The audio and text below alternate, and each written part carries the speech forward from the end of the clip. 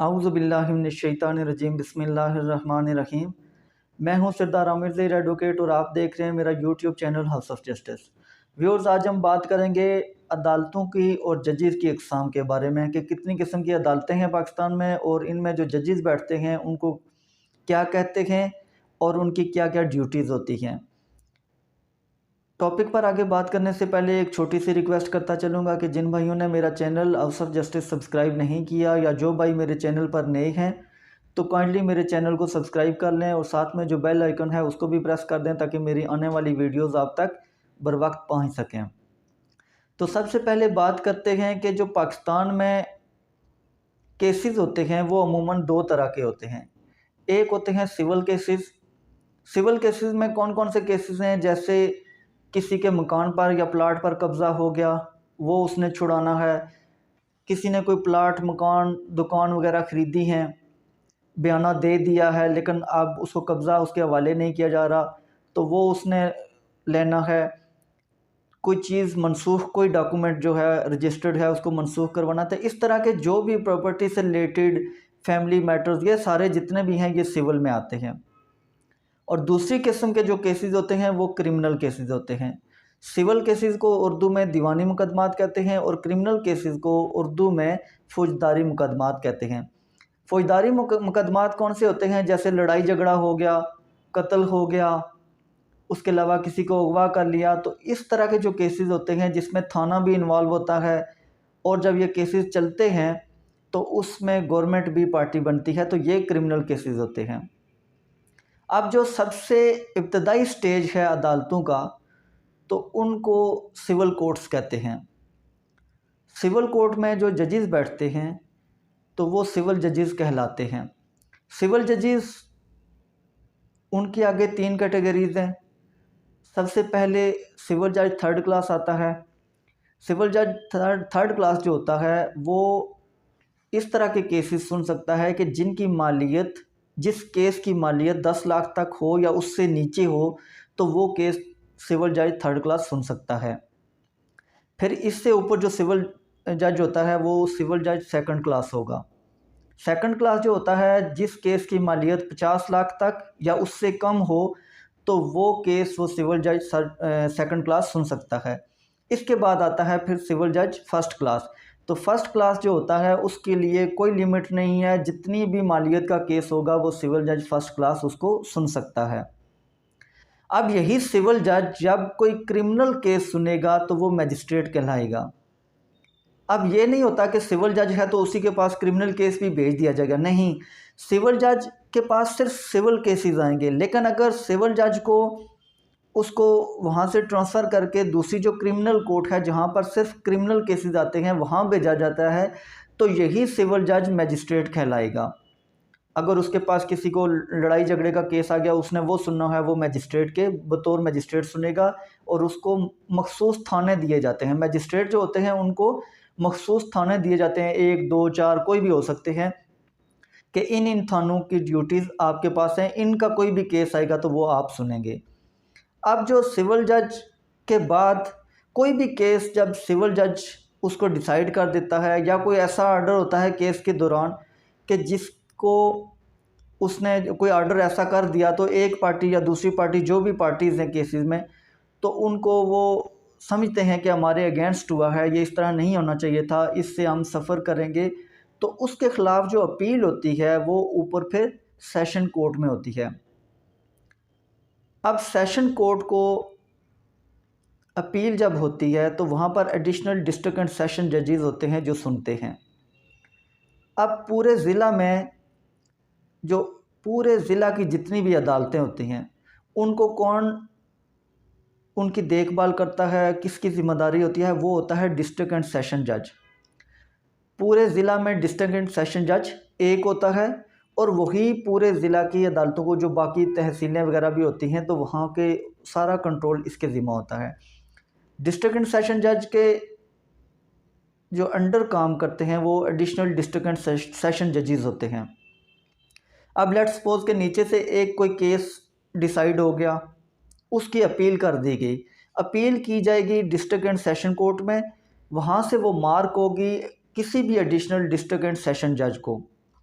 अब जो additional district and session जज हर जितनी भी ये एडिशनल सेशन जजेस की कोर्ट्स होती हैं तो हर एक के वो लिखा होता है कि एडिशनल डिस्ट्रिक्ट एंड सेशन जज। अब यहाँ पर जैसे नीचे था कि सिविल जजेस सिर्फ सिविल काम सुनते देखते हैं और मजिस्ट्रेट जो होता है वो सिर्फ क्रिमिनल काम देखते हैं, तो यहाँ पर वो सिस्टम नहीं होता। इसीलिए जो एडिशनल डिस्ट्रिक्ट एंड सेशन जज लिखा जाता है। एडिशनल डिस्ट्रिक्ट जज कौन होता है कि जब कोई सिविल अपील या सिविल रिवीजन वो किसी ऊपर आती है एडिशनल डिस्ट्रिक्ट जज के पास, तो जब वो उसको सुनता है या ऑर्डर 37 का दावा हो गया, तो इस तरह का जो सिविल काम जब वो जज सुनेगा तो वो बतौर एडिशनल डिस्ट्रिक्ट जज उसको सुनेगा। लेकिन इसी तरह अगर किसी मजिस्ट्रेट का कोई फ़ैसला आ गया, कोई ज़मानत बेल बिफोर अरेस्ट लगानी हुई, कोई भी और क्रिमिनल मैटर ऊपर आ गया, तो वही जज जब उसको सुनेगा तो वो बतौर एडिशनल सेशन जज सुनेगा। होगा ये जज एक ही, लेट्स सपोज कि जज साहब का नाम है जी वसीम। अब वही जज साहब मोहम्मद वसीम साहब एडिशनल एंड डिस्ट्रिक्ट जज हैं।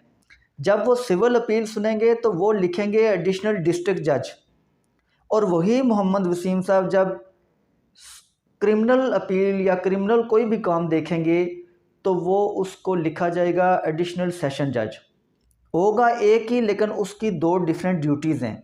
तो जब वो सिविल ड्यूटी करेगा, सिविल काम देखेगा, तो वो एडिशनल डिस्ट्रिक्ट जज होगा, और जब वो क्रिमिनल काम देखेगा तो वो एडिशनल सेशन जज होगा। और इसके बाद लेट्स सपोज के इन जजेस के जो एडिशनल डिस्ट्रिक्ट जज हैं या एडिशनल सेशन जज हैं, तो इनका कोई ऐसा फ़ैसला आ जाता है कि जो एक पार्टी या दोनों पार्टीज़ में से कोई भी वो उसको समझती हैं कि ये हमारे ख़िलाफ़ आया, इससे हमें नुकसान होगा, हमें इसके ख़िलाफ़ अपील करनी चाहिए, तो फिर इससे जो हायर फोरम होगा वो हाई कोर्ट होती है। जो एडिशनल डिस्ट्रिक्ट एंड सेशन जज के फ़ैसले के ख़िलाफ़ अपील की जाएगी तो उसके लिए हायर फोरम कौन सा है, वो हाई कोर्ट है। हाई कोर्ट हर सूबे में एक होती है। जैसे एक हाई कोर्ट हो गई पंजाब में, एक हाई कोर्ट हो गई सिंध में, एक KPK में, एक बलूचिस्तान में और एक इस्लामाबाद में। अब हर सूबे में सिर्फ एक हाई कोर्ट है।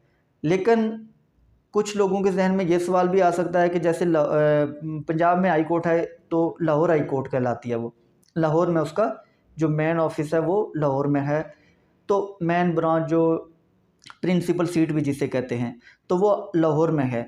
लेकिन पिंडी में भी इसका हाई कोर्ट है, इसी तरह मुल्तान में भी है। तो ये कैसे हो गई कि अगर एक सूबे में एक है तो फिर ये कहाँ से आ गई? तो जो प्रिंसिपल सीट होती है वो लाहौर में है, जहाँ पर कैपिटल है ये पंजाब का। आगे इसके बेंचेस होते हैं, बेंच बनाए जाते हैं, मतलब जिस तरह आम कहा जाता है कि शाखें, कुछ स्कूल होते हैं, हेड ऑफिस होता है तो फिर उसके आगे शाखें होती हैं। तो सेम सिचुएशन यहाँ पर भी है कि जो प्रिंसिपल सीट है वो लाहौर में है, लेकिन चूँकि पूरा पंजाब इतना बड़ा है तो अब एक बहावलपुर का आदमी या मुल्तान का आदमी या फैसलाबाद का आदमी या रावलपिंडी का आदमी वो लाहौर जाना उसके लिए प्रॉब्लम है। तो वो फिर क्या करेंगे, वहाँ पर मुख्तलिफ़ शहरों में बेंचेस बनाए जाते हैं। जैसे रावलपिंडी बेंच बना है ये लाहौर हाई कोर्ट ही, लेकिन उसका एक बेंच यहाँ रावलपिंडी में बनाया गया है। इसी तरह मुल्तान में एक बेंच बनाया गया है ताकि यहाँ पर जो मुख्तलिफ़ दूर दराज के इलाके हैं उनको लाहौर तक आने के लिए मुश्किल होती है, तो वहाँ पर बेंच बनाए जाते हैं। इसी तरह KPK में है, पेशावर में जो हाई कोर्ट है प्रिंसिपल सीट वो पेशावर में है, एबटाबाद में बेंच बनाया गया है। इसी तरह सिंध है, तो सिंध में कराची में जो प्रिंसिपल सीट है वो हाई कोर्ट की सिंध की वो कराची में है, उसके आगे बेंचेस बनाए गए हैं। तो इस तरह के आगे बेंचेस बनाए गए हैं। लेकिन जो हाई कोर्ट होगी सूबे में सिर्फ एक ही होती है, पूरे सूबे का कंट्रोल उसी एक हाई कोर्ट के ज़िम्मा होता है। इसके अलावा एक और हाई कोर्ट के लेवल का ही एक और फेडरल शरीयत कोर्ट है, वो सिर्फ इस्लामाबाद में है।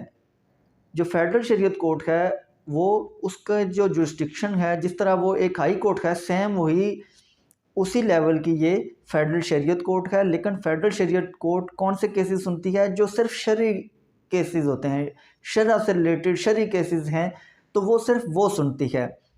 फेडरल शरीयत कोर्ट में ये नहीं हो सकता कि आप किसी एक एडिशनल डिस्ट्रिक्ट एंड सेशन जज का फैसला आपके ख़िलाफ़ हो गया तो आप जाके फेडरल शरीयत कोर्ट में उसकी अपील नहीं कर सकते। अपील आपने कहाँ करनी है कि अगर आप पंजाब में रहते हैं तो आपने सिर्फ अपने सूबा की जो आपकी हाई कोर्ट है वहाँ जाके आप उसके ख़िलाफ़ अपील करेंगे। जैसे अगर एक आदमी रावलपिंडी का है तो उसके ख़िलाफ़ अगर रावलपिंडी की additional district and session court ने कोई फ़ैसला दे दिया है तो वो जाके लाहौर हाई कोर्ट में, लाहौर में नहीं उसकी अपील करेगा, वो रावलपिंडी बेंच में करेगा। इसी तरह अगर कोई लाहौर का आदमी है तो लाहौर की अदालत ने उसके ख़िलाफ़ कोई फ़ैसला दे दिया एडिशनल डिस्ट्रिक्ट एंड सेशन जज ने, तो अब वो जब अपील करेगा तो वो रावलपिंडी हाई कोर्ट में नहीं करेगा, ये जुरिस्डिक्शन इस कोर्ट की नहीं होगी, वो लाहौर हाई कोर्ट का जो प्रिंसिपल सीट है वहाँ पर ही करेगा। तो अब लाहौर जो भी हाई कोर्ट्स होती हैं तो वो कुछ केसेस ऐसे होते हैं जो डायरेक्ट वहाँ पर सुने जाते हैं, अदरवाइज़ जो सिर्फ अपीलें, रिवीजन, इस तरह के केसेस जो ऊपर जाते हैं तो वो सुनते हैं। अब यहाँ पर जिस तरह नीचे था कि सिविल जजेस अलग होते हैं जो सिर्फ सिविल काम देखते हैं, मैजिस्ट्रेट सिर्फ क्रिमिनल काम देखते हैं। फिर ऊपर जब दूसरे स्टेज पर गए तो एडिशनल डिस्ट्रिक्ट एंड सेशन जज है, एक ही जज है, वो दोनों केसेस सुनेगा, क्रिमिनल भी सुन सकता है, सिविल भी सुन सकता है। लेकिन जब सिविल सुनेगा तो वो एडिशनल डिस्ट्रिक्ट जज कहलाएगा, क्रिमिनल सुनेगा तो एडिशनल सेशन जज कहलाएगा। लेकिन जब हाई कोर्ट में जाएंगे तो हाई कोर्ट के हर जज को वो जस्टिस ही कहलाएगा, चाहे वो सिविल काम सुने या क्रिमिनल काम सुने, वो जस्टिस ही कहलाएगा। लेकिन ये होता है इस तरह, अक्सर इस तरह होता है कि जो क्रिमिनल काम जस्टिस देखते हैं तो अमूमन उनके ज़िम्मा सिर्फ क्रिमिनल काम ही उनके पास भेजा जाता है। जब मार्किंग होती है तो क्रिमिनल केसेस ही उनके पास भेजे जाते हैं, और जो सिविल काम करते हैं तो उनके पास सिर्फ सिविल काम ही भेजे जाते हैं, लेकिन कहलाए वो जस्टिस ही जाते हैं, उनका अलग कोई से नाम नहीं है, चाहे क्रिमिनल काम करें या सिविल काम करें। तो हाई कोर्ट है, उसमें जैसे रिट हो गई, अगर कोई रिट पिटीशन फाइल करनी है तो वो डायरेक्ट वहाँ पर हो सकती है। तो बाकी जो केसेस होते हैं वो नीचे से ही अपीलें, रिवीजन वगैरह ऊपर जाती है। अब यहाँ से ऊपर अगर हाई कोर्ट से भी किसी के ख़िलाफ़ केस का फ़ैसला आ गया, उसने इसके ख़िलाफ़ फ़ैसले के ख़िलाफ़ अपील करनी है, तो फिर उससे ऊपर वाला जो फोरम है वो सुप्रीम कोर्ट है। सुप्रीम कोर्ट पूरे पाकिस्तान में एक है, लेकिन उसकी जिस तरह हाई कोर्ट के बेंचेस बनाए जाते हैं आगे मुख्तलिफ़ शहरों में, दूर दराज के इलाकों को, ताकि वो इतने दूर नहीं आ सकते, तो सेम सिचुएशन यही है कि चूँकि सुप्रीम कोर्ट इस्लामाबाद में है तो अब कराची, लाहौर, इस तरह के दूर दराज के इलाकों से लोगों के लिए वहाँ पहुँचना बहुत मुश्किल काम है। तो सुप्रीम कोर्ट की रजिस्ट्री बनाई जाती है, जिस तरह हाई कोर्ट की बेंच होता है, सेम इसी तरह सुप्रीम कोर्ट की रजिस्ट्री होती है। जैसे कराची रजिस्ट्री है, लाहौर रजिस्ट्री है। तो जो सुप्रीम कोर्ट के जस्टिस होते हैं वो वहाँ पर लाहौर जाके अपनी वहाँ जो उनकी रजिस्ट्री है वहाँ भी बैठ के केसेस सुनते हैं, और फिर कराची जो रजिस्ट्री है वहाँ भी जाके इसके केसेस सुनते हैं। तो हाई कोर्ट के जो केसेस होंगे उनकी जो अपील होगी वो सुप्रीम कोर्ट में होगी। हाँ, कुछ मैटर्स ऐसे हैं कि जो डायरेक्ट सुप्रीम कोर्ट में भी दायर किए जाते हैं। जैसे आजकल अक्सर देखा गया है कि फेडरल गवर्नमेंट स्पीकर रूलिंग के ख़िलाफ़, कासिम सूरी के ख़िलाफ़ वो चले गए थे। तो इस तरह के कुछ केसेस ऐसे होते हैं जिनके ख़िलाफ़ रिट डायरेक्ट सुप्रीम कोर्ट में भी हो सकती है। इसके अलावा जो फेडरल शरीयत कोर्ट है, अगर उसका कोई फ़ैसला आ गया है तो फिर वो उसकी अपील जो होगी वो किसी हाई कोर्ट में नहीं होगी, बल्कि उसकी अपील सुप्रीम कोर्ट में होगी। और जो शरीयत अपीलेट बेंच है सुप्रीम कोर्ट का, तो वो फेडरल शरीयत कोर्ट के जो फ़ैसला होगा उसको वो सुनता है। तो सुप्रीम कोर्ट पाकिस्तान में सबसे हायर फोरम है अदालती निज़ाम का। अब इसके अलावा जो डिस्ट्रिक्ट एंड सेशन जजेस हैं उनके लिए कुछ और कोर्ट्स में भी ड्यूटीज़ उनको दी गई हैं। कुछ स्पेशल कोर्ट्स हैं जिनमें वो ड्यूटीज़ देते हैं, जैसे banking court, consumer court, FIA की कोर्ट, कस्टम कोर्ट, उसके अलावा नैब कोर्ट। तो ये जो कोर्ट्स हैं ये स्पेशल कोर्ट्स कहलाती हैं। तो यहाँ पर जो जजेस होते हैं वो डिस्ट्रिक्ट एंड सेशन जज जो होता है वो इसको देखता है, वो इसकी ड्यूटी वहाँ पर डिस्ट्रिक्ट एंड सेशन जज की होती है। जितनी भी स्पेशल कोर्ट्स हैं, तो जैसे बैंक से रिलेटेड जितने केसेस हैं तो वो बैंकिंग कोर्ट सुनेगी। तो बैंकिंग कोर्ट में जो जज बैठेगा वो कोई सिविल जज नहीं होगा, कोई मजिस्ट्रेट नहीं होगा, बल्कि डिस्ट्रिक्ट एंड सेशन जज होगा। ये स्पेशल कोर्ट्स जितनी भी हैं, इनको स्पेशल कोर्ट्स कहते हैं, जो भी मैंने नाम लिए हैं, तो ये सारे डिस्ट्रिक्ट एंड सेशन जजेस ही यहाँ पर होते हैं।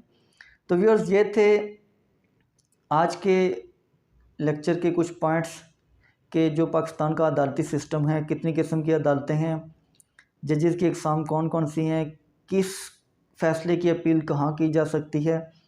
उम्मीद है लेक्चर पसंद आया होगा। अगर लेक्चर पसंद आया है तो अपना फ़ीडबैक देना ना भूलिएगा। अपनी दुआओं में याद रखिएगा। इसी के साथ इजाज़त चाहूँगा। फ़ी अमानिल्लाह।